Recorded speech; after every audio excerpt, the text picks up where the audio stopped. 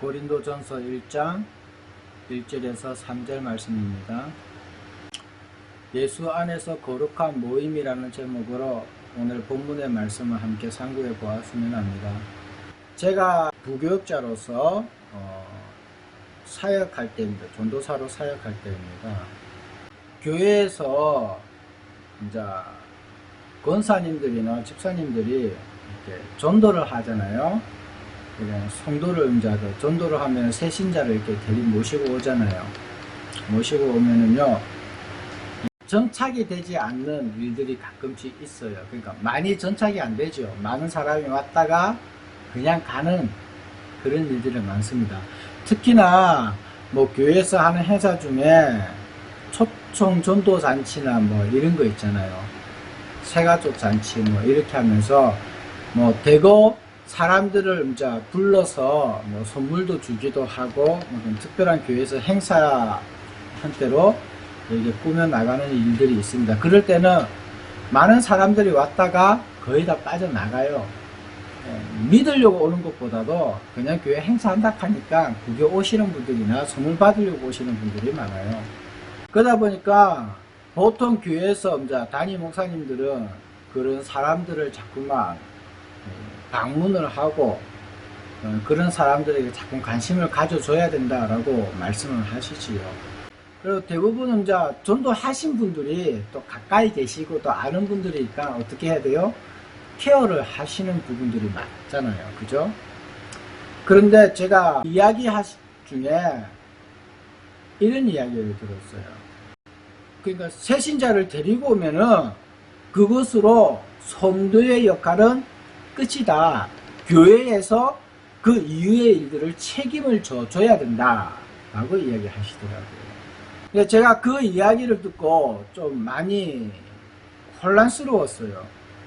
왜 혼란스러웠냐면은 교회라는 개념 자체가 성도들에게 어떻게 자리 잡고 있는가라는 거예요. 그분이 권사님이었거든요. 권사님이면은 적어도 교회에 10년 이상, 20년 이상 다니셨을 거예요. 그리고 교회에 많은 봉사도 하셨을 것이고, 또 교회의 일이라면 발벗고 나선 분들이 보통 어떻게 돼요? 권사님 자리에 계시잖아요. 근데 권사님이 전도를 하고 나면은 그 영혼을 누가 책임져야 된다? 교회에서 책임져야 된다라는 거예요. 말은 맞는데 인식이 틀려요. 왜 제가 이런 말씀을 드리냐면은 오늘날 교회라고 했을 때에 이 교회의 어떤 정체성이나 인식들이 우리가 성경에서 알고 있는 거랑 다르다라는 거예요. 예수님께서 말씀하신 거랑 그리고 예수님의 제자들이 이야기한 거랑 우리가 인식하고 있는 거랑 또 성도들이 인식하고 있는 거랑 목회자들이 인식하고 있는 거랑 교회의 어떤 형태가 이미지가 다른 거예요. 같지가 않다라는 겁니다. 그렇기 때문에 성도들이 이야기하는 교회는 어떻게 정착되어 있냐면은 교육자들이 모여 있는 곳, 건물, 그 안에서 일하는 사람들. 그러니까 어떤 개념으로 보면은 회사 개념이에요. 직장 개념이 교회예요. 그러니까 성도님들은 교회에 와서 예배 드리고 나면은 뭘 하는 거예요? 그냥 고객으로 왔다가 가는 거예요. 그러니까 대부분의 성도들이 교회에 왔을 때에 자신의 위치가 어디인지를 모른다라는 거예요.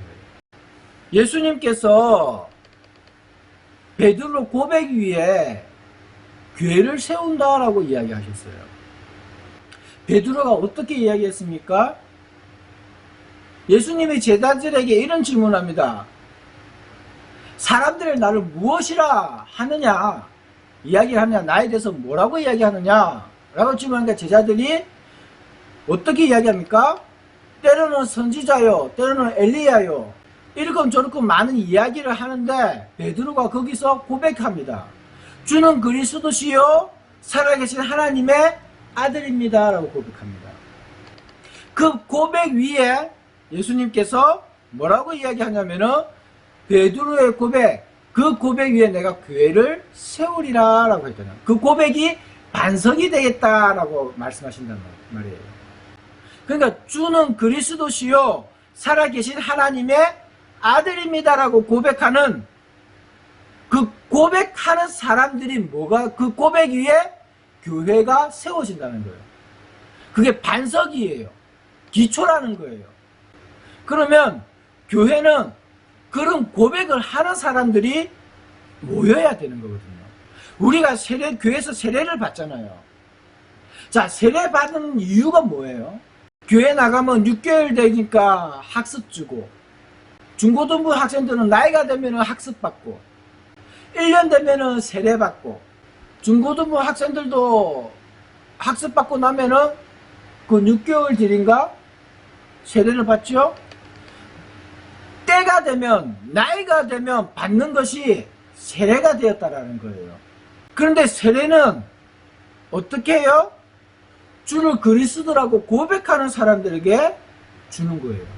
그 고백이 어디에 있냐 우리가 물어볼 때에 학습과 세례, 이 공부를 통해서, 학습 공부와 세례 공부를 통해서 이 사람이 이것을 고백하느냐 안 하느냐에 따라서 학습을 주고 세례를 주고 한다는 겁니다. 그런데 오늘날 우리가 학습과 세례를 주는 것을 그냥 세례교인 늘기 위한 하나의 반편으로 쓰고 있다는 거예요. 뭐예요? 때가 되고 시간이 되면 주는 것으로. 그리고 때가 되고 시간이 되면 무엇을 받아요? 교회에서 서리 집사 임명을 받아요. 그리고 집사라고 부름을 받으면서 뭘 해요? 교회에서 헌신하고 봉사할 수 있게 된다는 거예요.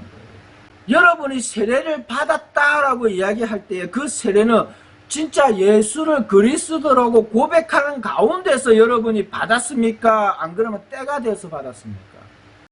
오늘날 교회에서 사역하는 많은 사역자들이 딜레마에 빠지는 것 중에 뭐냐면은 이거예요. 예수를 그리스도라고 고백하지 않는데 세례를 준다라는 겁니다. 예수를 그리스도라고 고백하지 않는데 세례를 받으면 어떻게 돼요? 교인이 되거든요. 우리가 알고 있는 교회의 어떤 신앙의 고백의 털을 잡고 있는 이 교회는 신앙의 고백이 없는 교회가 되어버렸다는 거예요. 오늘날 많은 교회가 그렇게 세워졌고요. 오늘날 교회 다니는 많은 성도들이 그렇게 교회를 다니고 있습니다. 그러니까 교도소에 가도 세례교인들이 많아요. 온갖 악행을 저질러도 세례교인들이 많단 말입니다. 그리스도를 믿지 않는데 세례를 받으니까 세례교인이에요. 자, 여러분은 어떻습니까? 어떻게 기억하십니까? 어떻게 지금 생각하고 계세요? 그런 사람들이 교회를 다니고 예수 믿는 사람이다 라고 이야기할 수 있느냐라는 거예요. 예수를 주로 고백한 사람들이냐라는 거예요. 여러분, 교회 다니시면서 악행을 하는 분들을 보았을 때에 여러분들은 어떤 마음을 가지고 있습니까? 그런 사람들을 바라보면서, 그런 분들을 바라보면서 여러분들은 그분들을 부를 때에 그리스도인이다 라고 부르냐라는 거예요. 제가 왜 고린도 전서 1장 1절에서 3절 말씀을 가지고 왔냐면요. 사도 바울이 고린도 교회에 인사를 하면서 뭐라고 이야기하냐면은 교회에 대해서 언급하고 있다는 거예요. 고린도 교회에 편지를 쓰면서 그 교회라는 이미지와 그 모임에 대한 이야기를 하고 있다는 거예요.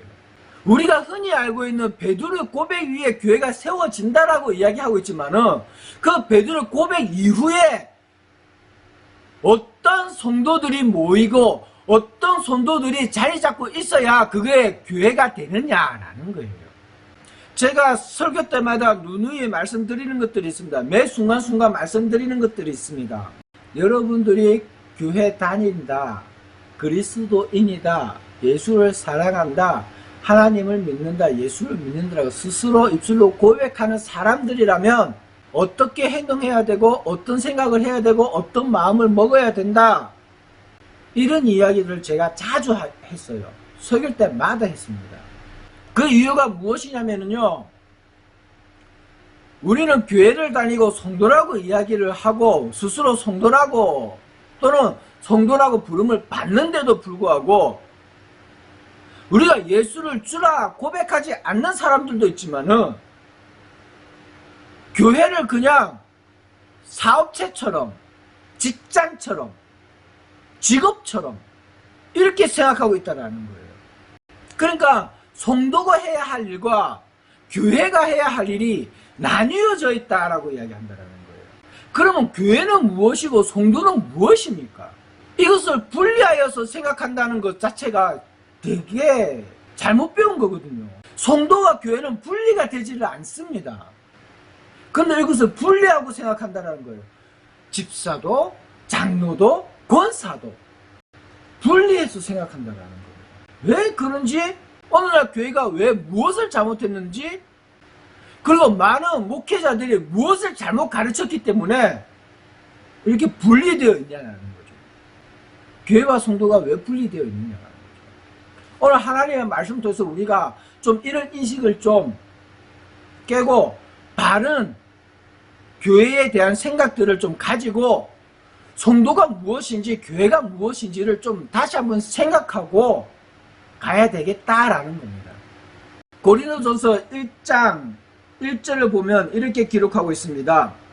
하나님의 뜻을 따라 그리스도 예수의 사도로 부르심을 받은 바울과 형제 소스테네는 이라고 하고 있습니다.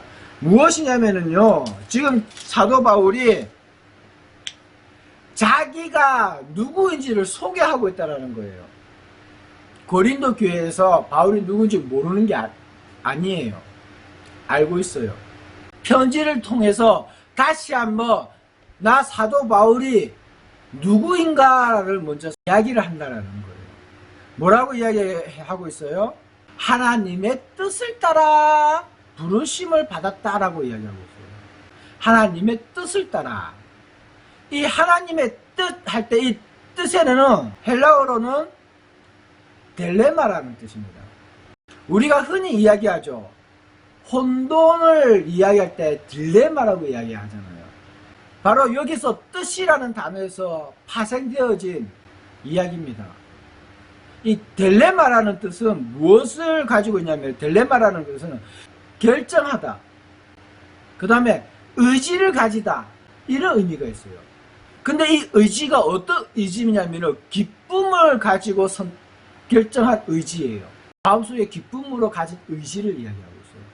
다시 말해서 하나님의 뜻이다라고 했을 때 이 하나님의 뜻은요, 하나님께서 결정하셨다, 하나님의 기쁘신 의지다라는 거예요. 사도 바울이 부르심을 받았다라는 것은 하나님의 기쁜 의지로 의한 결정된 일이다라는 거예요. 자, 그러면 하나님께 부름받은 사도 바울은 자기의 의지가 있습니까? 없습니까? 없습니다. 누구의 의지예요? 하나님의 의지예요. 하나님의 결정이에요. 이게 하나님의 뜻이라는 의미입니다. 자, 우리가 하나님의 뜻 기도할 때마다 또는 우리가 이야기할 때마다 하나님의 뜻에 합당하게 일을 하게 해주세요라고 우리가 기도를 하고, 또 하나님의 뜻에 합당한 일을 할 수 있게 해주세요라고 기도를 하고 그런 마음을 먹잖아요. 자, 그렇게 했을 때의 하나님의 뜻은 뭐예요? 내 의지가 반영된다, 안 된다? 안 된다. 반영되어서는 안 된다. 내 생각과 내 마음이 반영되어서는 안 된다는 뜻이에요. 오직 하나님의 뜻, 하나님이 결정하신 일이 하나님의 뜻이 된다는 겁니다. 자, 여기서 여러분들 잘 생각하셔야 돼요. 무엇을요? 여러분들 기도할 때에 하나님의 뜻을 어디에서 찾느냐라는 거예요. 여러분 하나님의 뜻을 어디서 찾으세요? 하나님에게 있습니까? 여러분들에게 있습니까? 여러분은 하나님의 뜻대로 일을 하고 싶습니다. 하나님의 뜻대로 삶을 살고 싶습니다. 라고 이야기를 하고 기도를 하고 많은 사람들에게 또 입술로 고백을 하기도 합니다. 그런데 거기에 여러분이 하고 싶은 거, 여러분의 뜻은 없습니까? 여러분이 생각하고 마음먹은 그런 어떤 형태, 방향, 목적, 목표 이런 건 없느냐라는 거예요. 그런 게 조금이라도 들어가 있으면 여러분은 하나님의 뜻대로 살려고 하는 것이 아니라 여러분의 뜻대로 살려고 하는 거예요. 그 여러분의 뜻을 하나님의 뜻이냐 포장해서 하나님이 이루어지기를 원할 뿐이지요. 여러분의 의지대로 살려고 하지 말고요, 하나님이 결정하신 그 뜻에 합당하게 여러분들이 마음에 품어야 되는 일들이 있다는 겁니다. 그럼 뭐라고 이야기하냐면 하나님의 뜻에 따라 그리스도 예수의 사도로 부름을 받았다라고 하고 있어요. 예수의 사도라고 했을 때 이 사도는 아포스톨로스라는 단어인데요.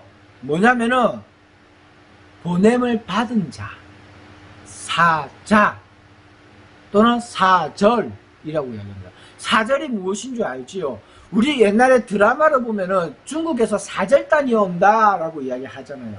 그리고 우리나라에서도 어떤 사람들을 꾸려서 중국에 사절단으로 보낸다라고 해요. 뭐예요? 그의 뜻에 합당하게 뭐 하는 사람들요? 일하는 사람들, 부름을 받은 사람, 사자라고 이야기하잖아요. 왕의 명령을 대신 전하거나 왕의 뜻을 전할 수 있는 사람, 그 뜻대로 이야기할 수 있는 사람을 우리가 뭐라고 이야기합니까? 사절, 사자라고 이야기한다.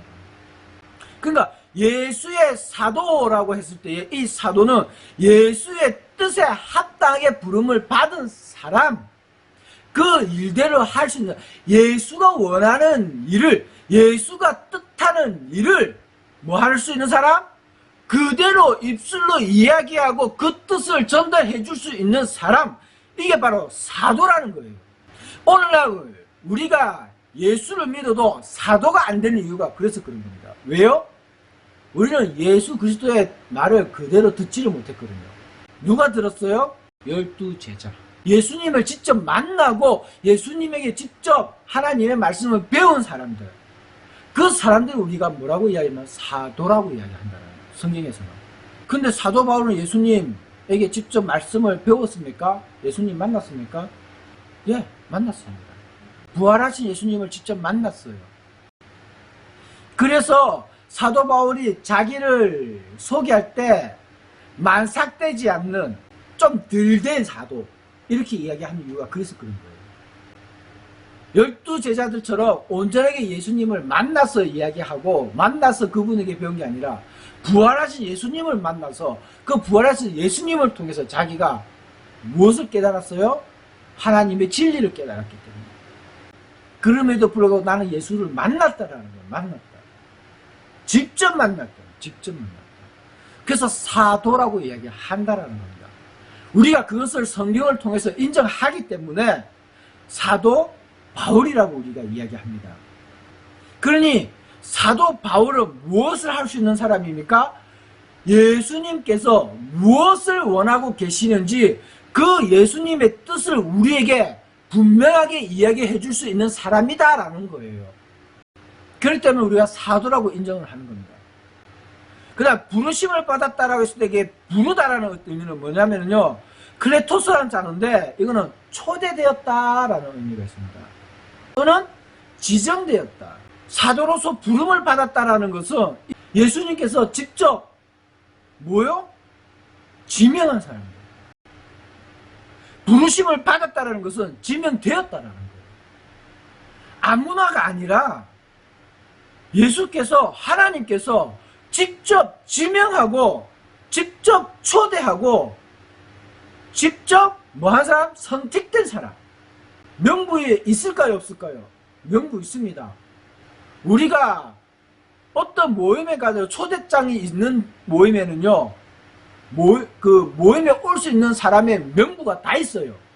하나님에게 부름을 받은 사람도 그렇고요, 예수님에게 부름 받은 사람들도 그렇고요, 하나님께서, 예수님께서 그 부르신 사람들에게 그 이름을 기록했다라는 거예요. 명부가 있다라는 거예요. 초대된 사람들은 명부가 있다라는 겁니다. 명부에 없는 사람은 초대된 사람이 아니에요. 여러분은 어떻습니까? 여러분은 부름 받으셨습니까? 여러분은 하나님 나라의 명부에 여러분의 이름 석자가 기록되어 있는 것을 확신하시냐고요. 사도 바울은 자기를 뭐라고 소개하고 있냐면요, 하나님께서 결정하셨고 예수님께서 특별하게 이 자신의 뜻을 전할 수 있는 사자로서 지명하셔서 초대받았더라고요. 하나님께 초대를 받았더라. 나는 그런 사람이다라고 얘기합니다. 그게 1절의 내용입니다. 2절을 보실게요. 고린도에 있는 하나님의 교회 곧 그리스도 예수 안에서 거룩하여지고 성도라 부르심을 받은 자들과 또 각처에서 우리의 주 곧 그들과 우리의 주 대신 예수 그리스도의 이름을 부르는 모든 자들에게 라고 하고 있어요. 하나님의 교회 곧 무엇이라고요? 그리스도 예수 안에서 거룩하여지고 라고 하고 있어요. 교회는 어떤 사람들이 모여요? 그리스도 예수 안에서 어떤 사람들요?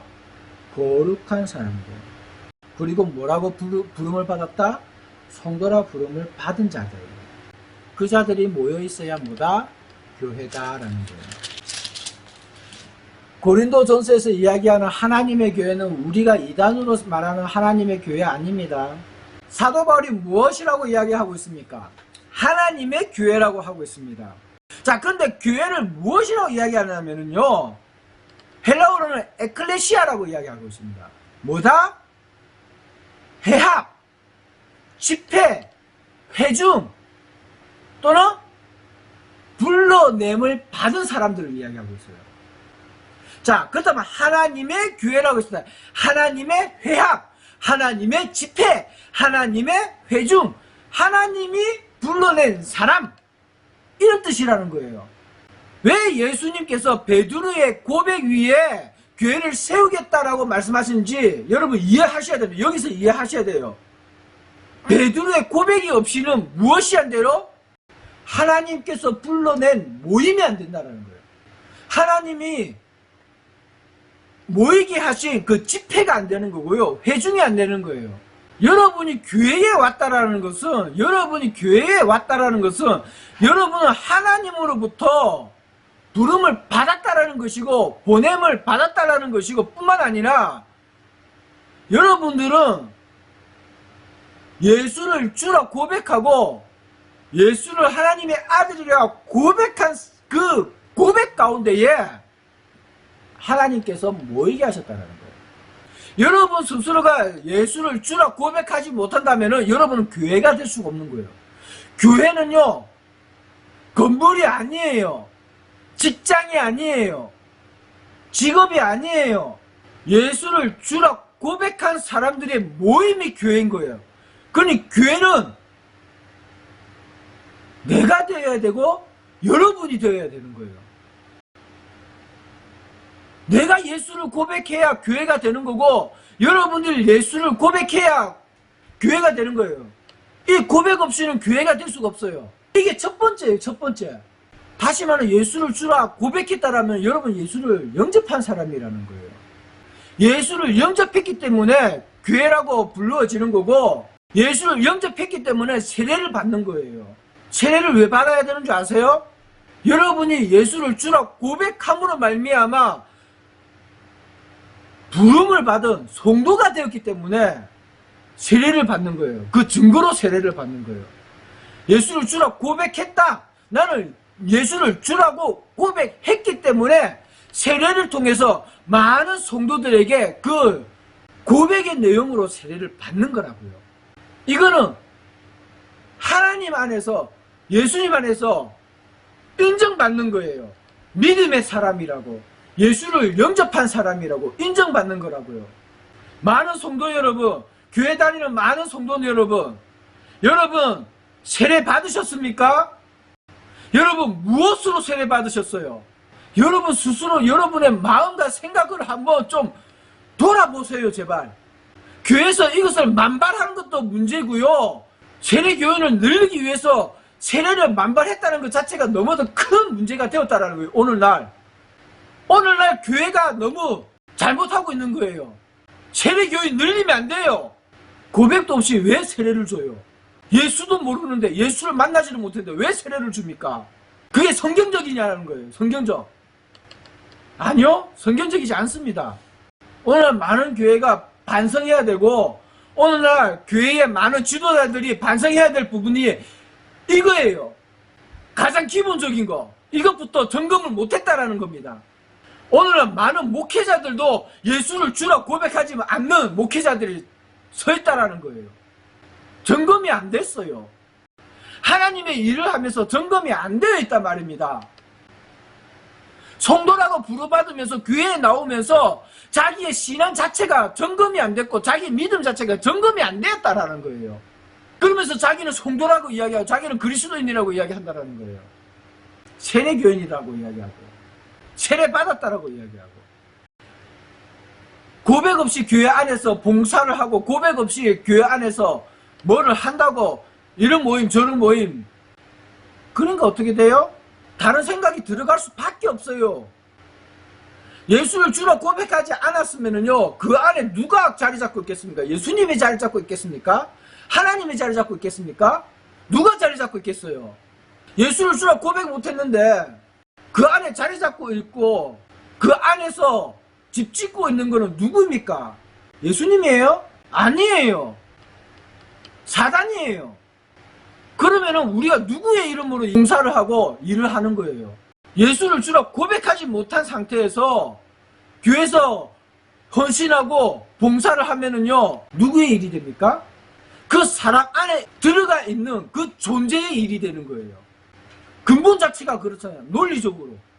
아무리 내가 하나님의 이름으로 일한다고 한다고 해도 말을 해도 본질은 하나님의 일이 아닌 거예요.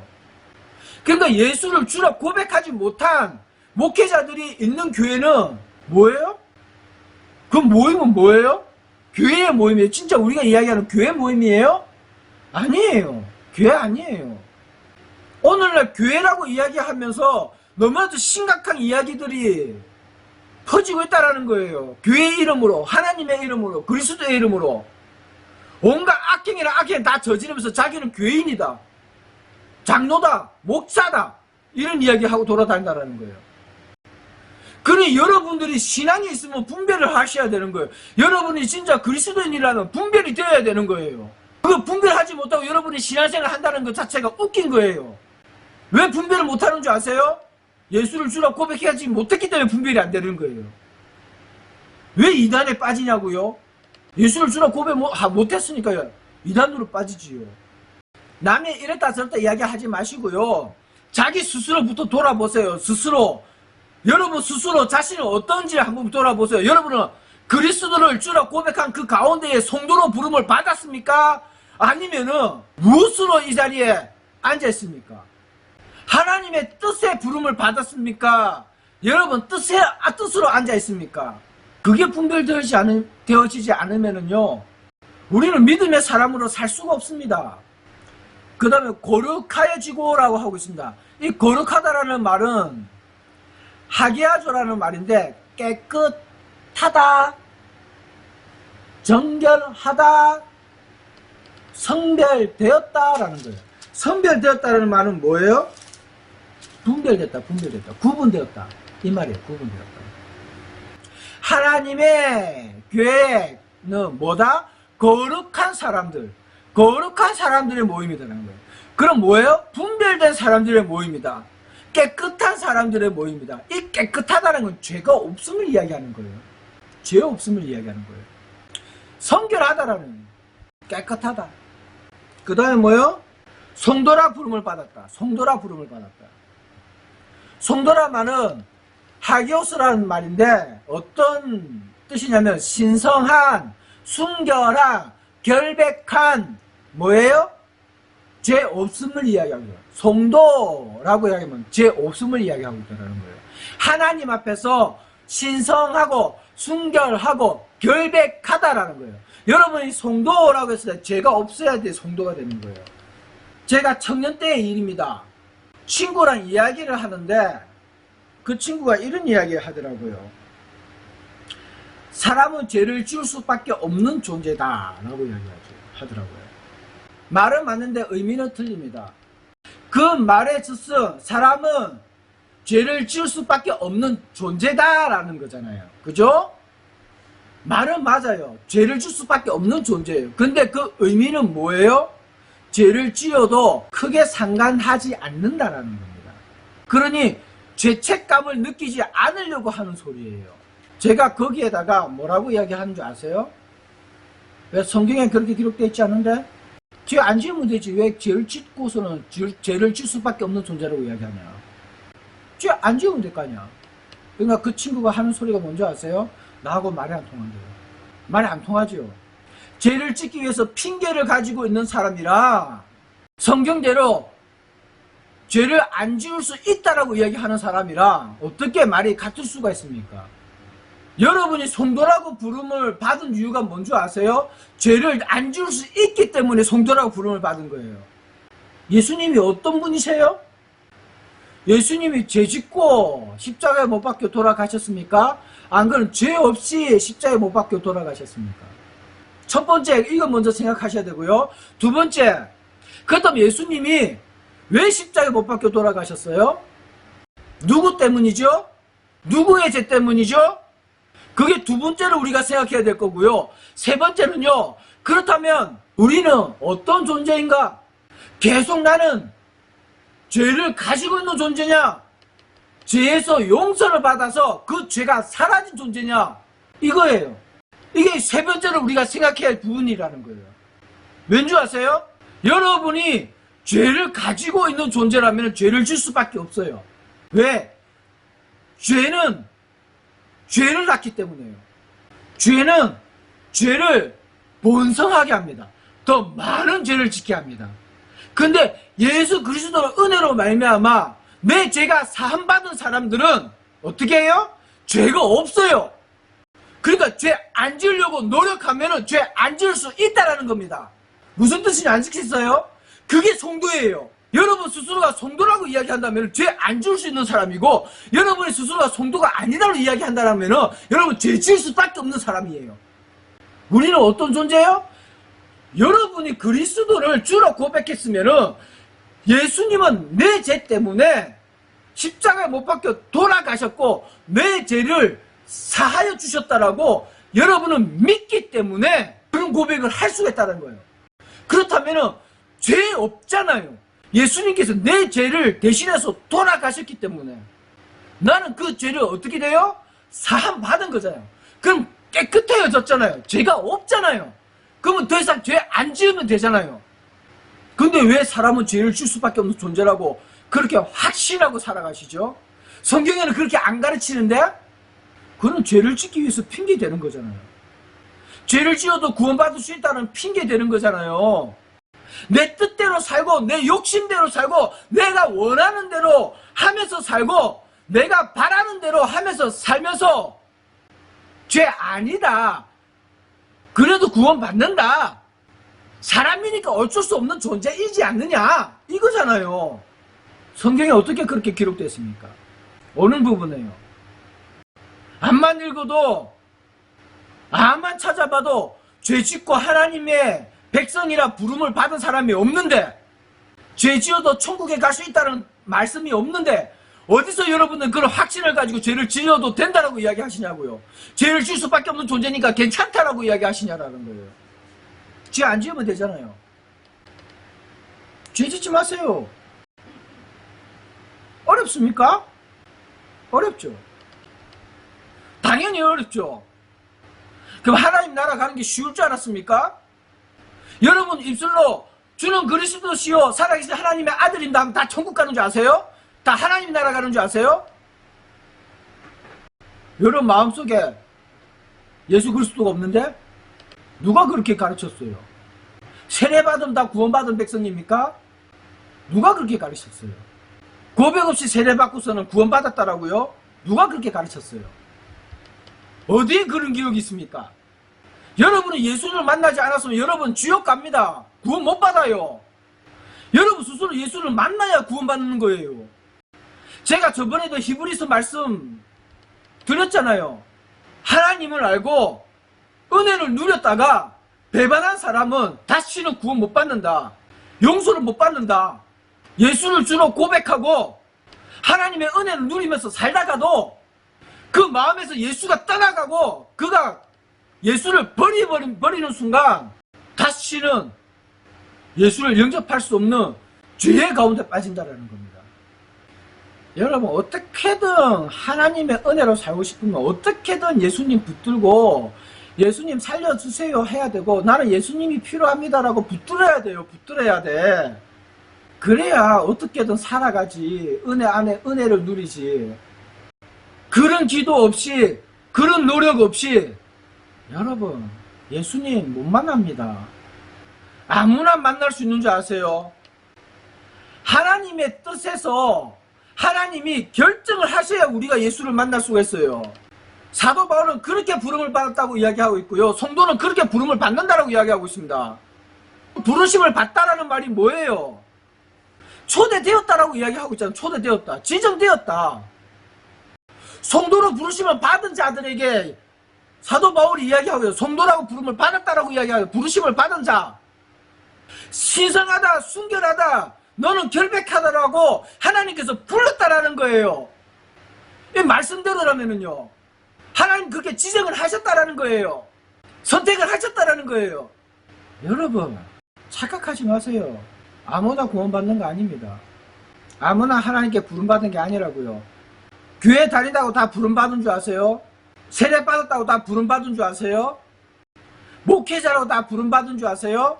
장로라고 다 부름받은 줄 아세요? 착각하지 마세요. 그래서 죄를 짓는 거예요. 그런 마음 때문에 죄를 짓는 거예요. 예수를 주라 고백하지 않는 모임은 사단의 모임입니다. 교회가 아니에요. 여러분은 왜 예배 드리려고 앉아있고 여러분은 왜 교회에 와서 예배를 드립니까? 이 힘든 시간에, 피곤한 시간에 그 목적부터 여러분 좀 살펴봐야 되는 거 아닌가요? 내 삶에, 내 인생에 무엇이 더 중요한가? 무엇을 위해서 사는가? 그부터 살펴봐야 되는 거 아닌가요? 성도 여러분, 제가 여러분을 성도라고 부른다라는 것은 우리의 모임은 예수를 주라 고백한 모임이라고 내가 생각하기 때문에 부르는 거예요. 교회 왔다고 다 성도가 되는 거 아닙니다. 목사라고 다 성도가 아니에요. 목사는 성도가 안 된 목사도 있어요. 성도가 안 된 장로도 있고 성도가 안 된 집사도 있고 성도가 안 된 권사도 있어요. 여러분 교회 다시 한번 생각해 보십시오. 무엇이 교회입니까? 여러분 어느 날 교회를 뭐라고 생각하고 계세요? 여러분 어느 날 우리가 모인 이 모임을 뭐라고 생각하고 계시냐고요? 우리는 정말 많은 것을 놓치고 신앙생활을 하고 있습니다. 가장 기본적인 것부터 우리는 하지를 않으면서 무작정 신앙생활을 하고 있고 무작정 지금 우리는 예수를 믿는다라고 이야기하고 있다는 거예요. 오늘날 많은 교회가 많은 목회자들이 하나님의 말씀을 전하는 많은 설교자들이 간당 위에서 무엇을 하고 있는지 여러분 한번 분별해 보십시오. 다 하나님의 일이라고요? 다 하나님의 뜻이라고요? 하나님의 결정도 하지 않는데 어떻게 하나님의 뜻이 되고 하나님의 의지가 없는데 어떻게 하나님의 뜻이 됩니까? 한 목회자가 잘못 써서 교회가 나뉘는 것이 하나님의 뜻이라고요? 하나님이 그런 의지를 가지셨다고요? 하나님 그렇게 결정하셨다고요? 핑계지. 핑계잖아요 그거는. 하나님의 선한 뜻이 그렇게 이루어지겠습니까? 사람이 잘못한 거지. 사람이 잘못하고 누구의 뜻으로 돌려요? 하나님의 뜻으로 돌려요. 하나님의 뜻으로 돌리려면 마땅히 받아야 할 형벌, 마땅히 받아야 될 형벌은 받고 그런 말씀을 하셔요. 제발. 온갖 힘들고 고통스러운 거는 다 도망가고 피해가면서 어떻게 죄값을 치르려고 하지도 않고 죄값을 받으려고 하지 않으면서 어떻게 그게 하나님의 뜻이라고 이야기합니까? 하나님이 우리를 살리시기 위해서 어떤 죄값을 치르셨는지 여러분 아시잖아요. 하나님이 한 성도를 살리기 위해서 하나님께서 어떤 죄값을 치르셨는지 여러분들 그 뜻을 아셔야 되잖아요. 근데 예수를 주라 고백하면서 마음대로 산다고요? 자기 뜻대로 살고 자기가 하고 싶은 대로 살고 그렇게 산다고요? 말이 안 돼요. 그거는요. 그렇게 살 수가 없어요. 성도라면 그렇게 살 수가 없어요. 여러분이 하나님에게 부름받은 사람이라면 그렇게 살 수가 없어요. 사라지지가 않아요. 그렇게 자기 마음대로 사라지지가 않아요. 자기가 원하는 대로 사라지지가 않아요. 왠 줄 아세요? 내 안에 성령께서 내 가슴을 치고 내 죄를 밝혀서 하나님 앞에 무릎을 꿇리는데 어떻게 그렇게 삽니까? 예수님이 왜 돌아가셨는지 그것만 생각해도 가슴이 터져 나갈 것 같이 힘들어지는데 어떻게 그렇게 살아요? 성도라고 부름받았으면 그렇게 못 살아요. 여러분들이 예수를 주라 고백하면은 그렇게 못 산다고요. 여러분이 세례 받았다라면은 그 고백으로 세례를 받았다라면 그렇게 살면 안 돼요. 점검하세요. 여러분의 신앙 점검하세요. 그대로 살다가는 하나님과 영영 빠이빠이 합니다. 예수님과 영영 빠이빠이 해요. 제가 관심 있게 말하고 싶은 건 딱 한 가지예요. 여러분이 인생에서 그리스도를 통한 구원의 삶을 살기 위해 노력하라는 거예요. 나는 여러분이 이 세상에서 돈 잘 벌고 부자로 사는 거 크게 관심이 없습니다. 제가 관심 있는 거는 여러분의 영혼이에요. 근데 여러분은 그런 마음으로 예배 드리지 않잖아요. 돈 많이 벌고 잘 먹고 잘 사는 걸로 그것을 원해서 교회 와서 예배 드리는 사람들 많잖아요. 어떻게 하면 하나님께서 좀 물질의 재물의 복을 주실까? 물질의 복을 주실까? 그 생각으로 예배 드리러 오시잖아요. 그럼 여러분이 가진 생각과 제가 가진 생각이 다르니까 여러분들에게 제 설교는 좋은 설교가 아닐 거예요. 성도 여러분, 누누이 말씀드립니다. 여러분은 무엇입니까? 성도입니까? 예수를 주라 고백하시는 성도입니까? 여러분 한 사람이라도 예수를 주라 고백하지 않은 사람이 이 자리에 있다면 우리는 교회가 될 수가 없습니다. 그리스도의 지체가 될 수가 없다고요. 저는 교회를 세우고 싶습니다. 예수를 주라 고백한 사람들의 모임으로 교회를 세우고 싶다고요. 그런 모임을 만들고 싶다고요.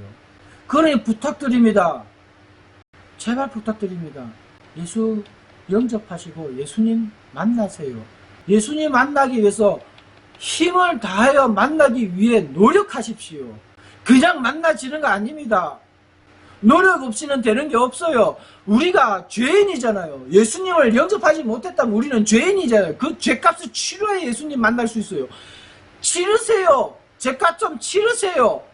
도망가지 마시고 하나님의 은혜가 무엇인지 제발 좀 깨달아 아세요. 하나님의 사랑이 무엇인지 좀 깨달아 아시라고요. 누누이 말씀드립니다.